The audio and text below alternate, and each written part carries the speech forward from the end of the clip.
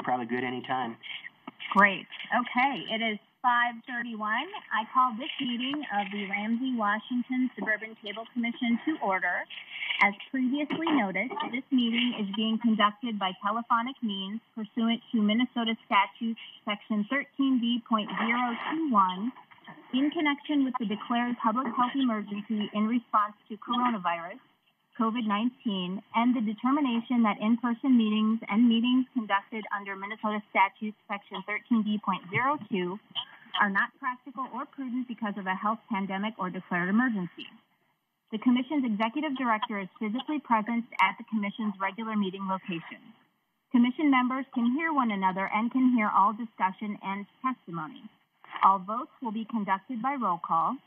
Members of the public are invited to participate in this meeting by calling in to the teleconferencing system. So, at this time, Tim, would you please take the roll call? Yes. Randy LaFoy. Here. Lisa Reichfeld. Here. Bob Nufford.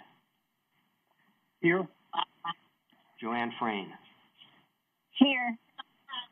Jeff Huber. Steve Bonin. Justin Bloyer. Amy Modine.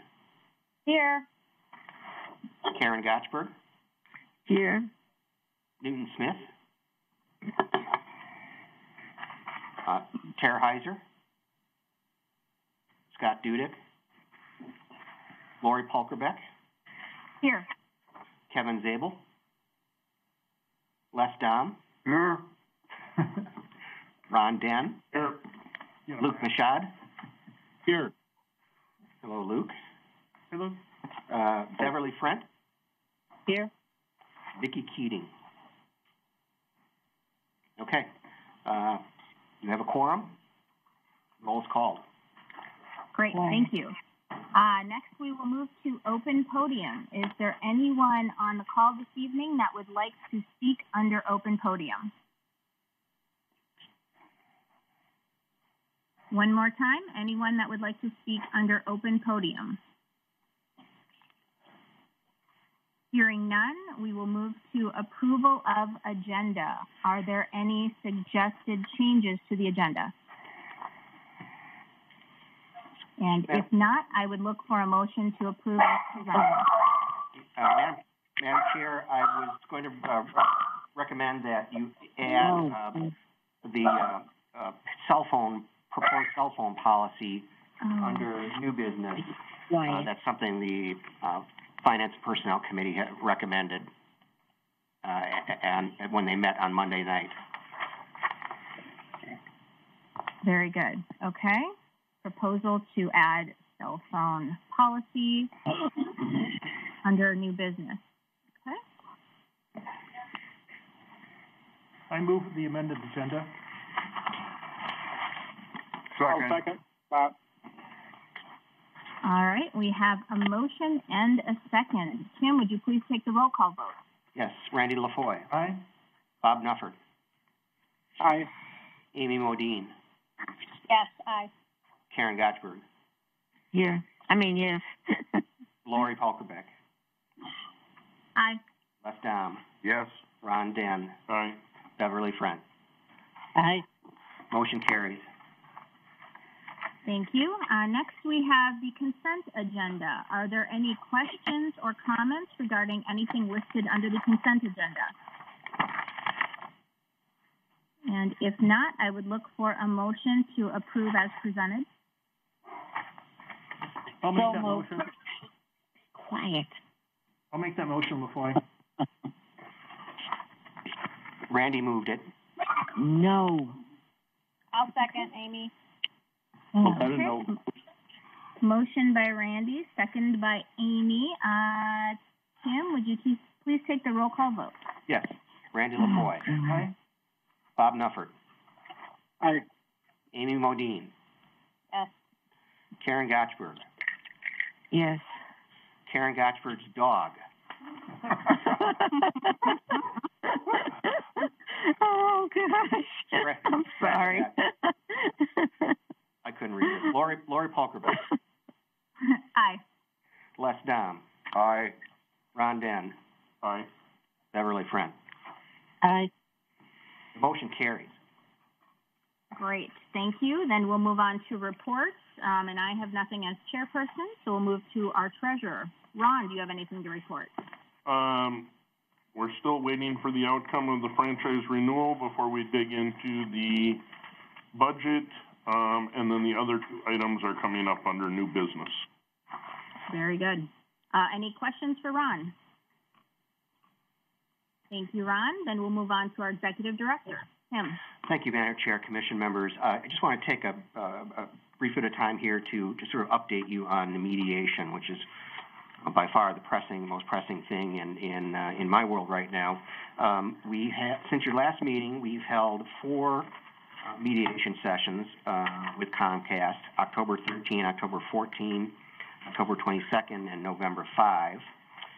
We've been really trying to get through about 15 major issues, and I would say that about half of those appear to be resolved, and there's been progress on some of the other half as well. This week and next week, we are working to confirm what we think has been resolved and work on sort of narrowing the gap on the other issues. And we're sort of doing that independent of a mediation session this week and next week, and in order to get prepped for what we hope will be or might be our final mediation session, which is scheduled for December 5th. So I'm cautiously optimistic. These mediation sessions we're doing them via Zoom, and the mediator is based in Vermont, and I think is doing an excellent job. And they begin in the morning and they last well into the evening, 7:30.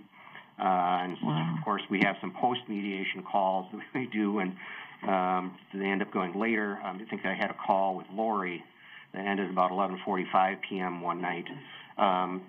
So the effort is being put in by both Comcast and the Commission. And on that note, I need to acknowledge and thank Chairperson Lori Polkerbeck, who has sat in on a lot of these mediation sessions. She's been on call for them and has sat in the mediation sessions. She's provided really valuable guidance from the perspective of you all as policymakers. So there's been very helpful to myself and the attorneys that are working on this. So, I know for Lori it's been a commitment and a sacrifice of her time. I'm sure she regards it as part of her duty, but I wanted to express that appreciation and report on that tonight for your information and knowledge for the Commission. With that, I think I'll have other things to say during the rest of my report, but I'd take any questions. All right. Any questions for Tim? All right. Well, thank you, Tim, for that update and for your kind words. I was not expecting that, so thank you. We will move on to operations updates. Program logs and reports are in our packets. Any questions or comments regarding those? All right, hearing none, then we'll move on to committee reports. The minutes from the Legal and Policy Committee meeting are in our package. Any questions or comments regarding that? All right, hearing none, we'll move on to attorney. Is Mike Bradley on the call? Actually, Vince Roddy is on the phone from Mike's office, and so you could certainly turn it over to Vince. I should point out to Vince prepared a memo that we received a day or two ago, and I'll get that out to Commission members, but it's sort of a general update. So in any case, Madam Chair, Vince is on the line and can if he has one. Wonderful, great. Vince, do you have any updates for us this evening? I do. Thank you, Madam Chair, Commissioners. It's good to hear your voices. We can start with the appeal of the FCC's franchise fee order. Since this Commission's last meeting, All briefs in this appeal have been filed with the court, and we expect oral argument to occur sometime during Q1 or Q2 next year, with the decision being issued sometime in the second half of 2021. Moving on to potential, 2020 election impacts. Assuming President-elect Biden is inaugurated next January, the FCC will change from a Republican majority to a Democratic majority. If that's the case, it's expected that Chairperson Ajit Pai will resign and a Democratic commissioner will be appointed to replace him.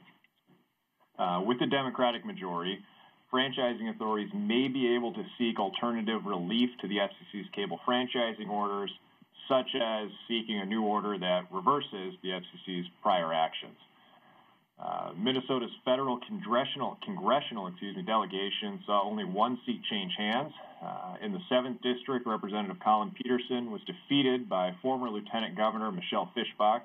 Although Representative Peterson had shown some interest in rural broadband in the past few years, we do not expect his defeat to materially affect cable communications at this time.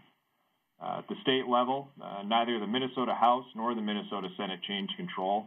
The Minnesota House continues to have a DFL majority, while the Minnesota Senate continues to have a Republican majority. Changing focus to the FCC, the FCC recently adopted another set of wireless siting rules aimed at minimizing local public rights-of-way authority. I think some of you have heard me talk about these types of rules in the past, but previously, in 2012, Congress and the FCC passed new laws and regulations that created a new type of wireless siting application known as an eligible facilities request. The idea behind these new types of siting applications was that they would pose minimal impacts on the environment, public rights-of-way, historic structures, so these requests could be acted on in a much shorter time frame, which the FCC determined to be 60 days. If an eligible facilities request is not acted on within that 60-day period, by law, then the request is automatically granted. Against that backdrop, last month, the FCC adopted a new rule that expanded the definition of an eligible facilities request to include excavation and the installation of new facilities, like backup power generators, anywhere within 30 feet of an existing tower. Other changes at the FCC, President Trump recently nominated Nathan Symington of the National Telecommunications and Information Administration, which is an agency of the Department of Commerce, to serve as an FCC commissioner. Mr. Symington received a Senate confirmation hearing earlier this week, but it's unclear at this time whether he'll actually be confirmed in the Senate's lame duck session. Mr. Symington was nominated to replace Commissioner Michael O'Reilly. And last, we have something some of you may have heard about in the news, which is Section 230. For those unfamiliar, Title 47, Section 230 of the United States Code provides liability protection for Internet-based platforms, sometimes called edge providers by non-technical personnel, and service providers, by immunizing these entities from any liability stemming from a user's statements shared through a platform or service provider.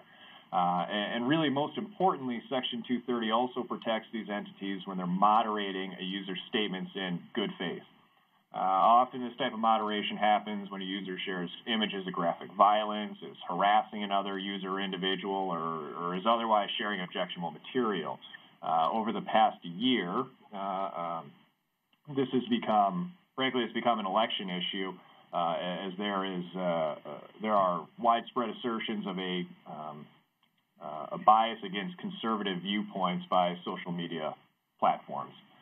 So in response to that, in August of this year, President Trump issued an executive order directed at social media platforms, Twitter, Facebook, Instagram, and YouTube, in the executive order, asking the FCC to reduce or eliminate the protections afforded these platforms by Section 230. Though the FCC alienated nearly all of its authority to regulate Internet platforms and providers when it eliminated net neutrality, Just last month, the FCC's General Counsel issued a statement that the FCC nevertheless has authority to interpret and issue new rules under Section 230, possibly finding a carve-out for these social media platforms. The FCC's authority to act in this matter was previously called into question by aforementioned Commissioner Michael O'Reilly, whose renomination to the FCC was withdrawn shortly thereafter by President Trump. So it is unclear at this time whether the FCC would continue this proceeding under President-elect Biden's administration, though President-elect Biden himself has also been critical of Section 230 in the past with respect to the same social media platforms. I'm happy to answer any questions on any of those topics or any other legal topics you may have. I just may not be able to answer your questions as well. Great. Thank you, Vince. Are there any questions for our attorney, Vince Roddy?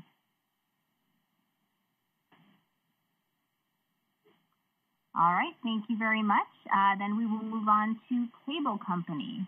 Do we have a representative from Comcast on the phone this evening? Hearing none, we'll move on to unfinished business. We have nothing under unfinished business, so we'll move to new business. And the first item is 2021 employee health care renewal. Tim. Yes, thank you, Madam Chair, Commission members. The Finance and Personnel Committee met on Monday to review the new healthcare proposals that would otherwise go into effect in 2021. The Commission, you'll recall, has offered two options for employees for health care. One option is a health savings account, which is a high deductible plan, and the other is a more standard copay type of plan. The change for 2021 it really is two things. The HSA, or the health savings account, the premium is going up. And did everybody receive there was a one-page email that came out to everybody on Monday. I'm referring to that. It's kind of a table that includes the Commission's contribution and policy and so forth. It's a summary. I'm referring to that if folks want to look on at that as well. But the health savings account plan premium went up on the low end from $355 per monthly premium to $372 per month, and on the high end from $997 per month to $1,100 per month. The Commission policy had been to cover 90% of that premium. The Commission's policy for covering the spouse under that plan is to cover 70% of the monthly premium. And then regarding the employee's children, the monthly premium has gone from $316 a month to $331 per month per child, and the Commission's policy has been to cover 70% of that. So fairly, small, relatively small increase on the premiums for the HSA high deductible plan. The second plan that you offer, as I mentioned, is a copay type of a plan, and the way it worked out this year is that, for this year, there's actually a buy-up that's required, and that comes out of the employee's pocket if they want to choose this plan. And that ranged from an additional $11 to $30 if the employee wanted to have this plan. Turns out for 2021, there's really no difference from the premiums that I just specified in the health savings high deductible plan. So the good news for the employees is there's no additional buy-up if they want to choose this copay plan. And again, then the Commission contribution levels would be the same in that instance, 90%, 70%, 70%. And finally, there is a dental plan that's offered. It's called Health Partners Voluntary 3 Distinctions. There's coverage for single plus one, and family coverage, and that comes entirely out of the employee's pocket if they want it. And the good news for employees is that in each case, it dropped a few bucks for those levels of coverage, single plus one, and family. So that's sort of the summary of the proposed 2021 health insurance. And the Finance and Personnel Committee reviewed these things, and recommends this for adoption. All right, thank you, Tim. Are there any questions or comments?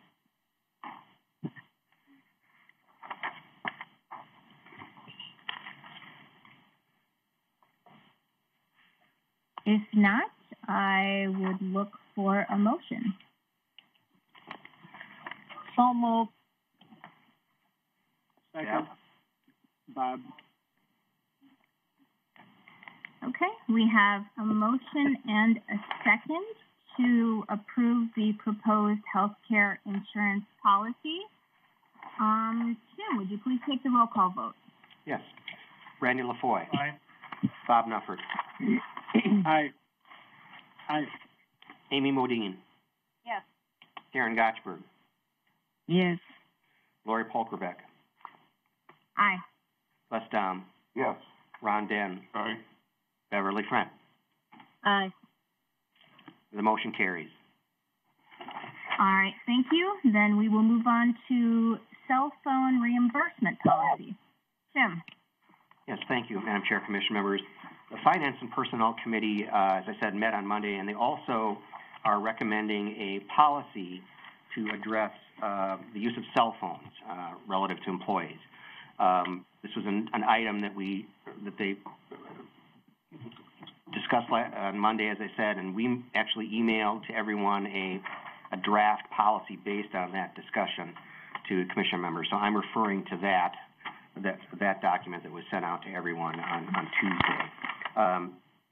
The policy addresses two things. First of all, it addresses a policy for the use of commission-issued cell phones to employees, and it also then addresses the reimbursement of the use of cell phones, personal cell phones that are used for commission business. And just for a little bit of background, there are about 7 positions in our operation for which cell phones are used to conduct commission business. At the moment, there are 3 commission-issued phones to 3 employees, and then 4 employees have been authorized to receive reimbursement for their personal phones, for the use of their personal phones in conducting commission business.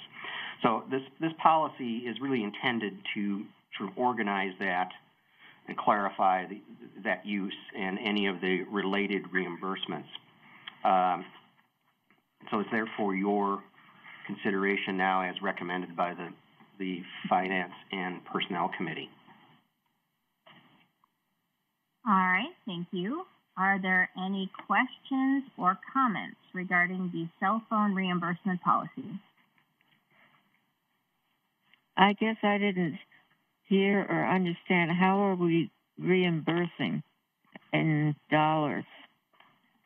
It's in the policy. Well, yeah. The committee has set forth a monthly allowance of $25 for the cost of the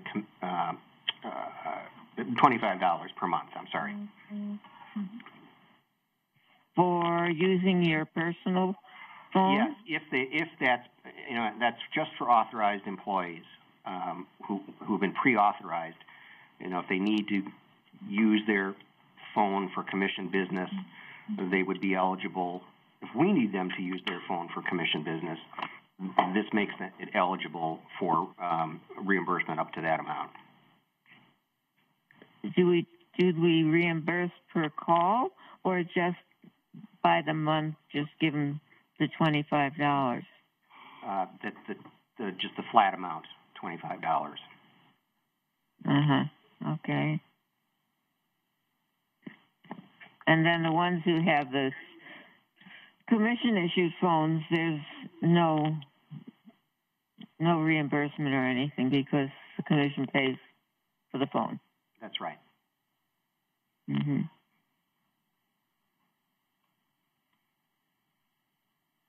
Okay. Any additional questions? If not, I would look for a motion. Les Dom So, moves. Bob, second. All right, we have a motion by Les and a second by Bob. Tim, would you please take the roll call vote? Yes. Randy LaFoy, Aye. Bob Nuffert, Aye. Amy Modine. Aye. Yes. Amy Modine, Yes. Karen Gotchberg, Aye. Lori Polkerbeck, Aye. Les Dom, Aye. Ron Den, Aye. Beverly Friend. Aye. The motion carries. All right, thank you. Next, we will move to other business, and we have election of 2021 officers. Tim, would you please start us off? Yes. I'm sorry. Yes, thank you, Madam Chair, Commission members. Of course, tonight is your annual meeting of the Commission. Every November you do that, and the function of that is to consider officers for the following year. In this case, 2021. The Commission was surveyed, and the Legal and Policy Committee met and is recommending the following slate of candidates to serve in 2021. Lori Polkerbeck, Chair, Bev Frent, Vice Chair, Ron Dan, Treasurer, Randy LaFoy, Secretary. So that's a slate out of the Legal and Policy Committee. Of course, it's been your practice to, ask for nominations of anyone else who might be interested at this time. But as of the Legal and Policy meeting, there hadn't been any other interest expressed. And so that's the reason for the slate as put forward in your packet. Okay, thank you. At this time, I would open up the floor for nominations.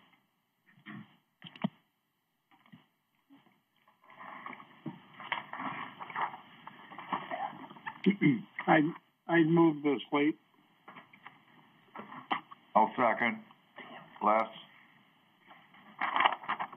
All right, we have a motion and a second. I'll ask, are there any additional nominations or additional discussion? All right, hearing none, we do have a motion and a second. Tim, would you please take the roll call vote? Yes. Randy LaFoy. Aye.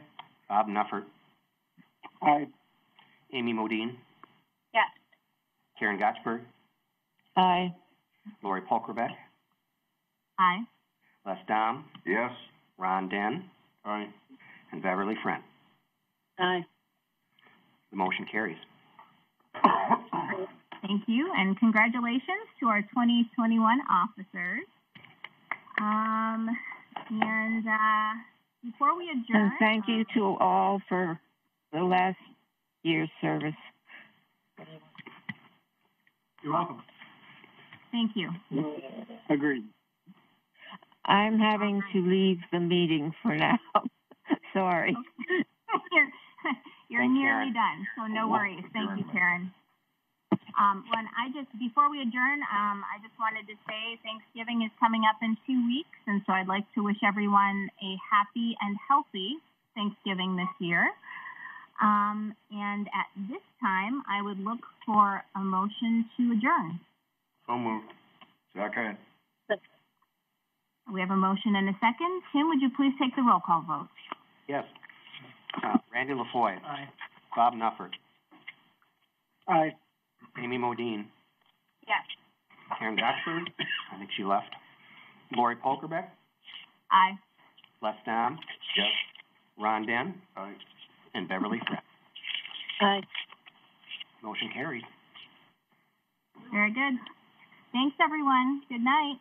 Good night. Aye. Good night. Thank you. Good night. Thank you. Good night.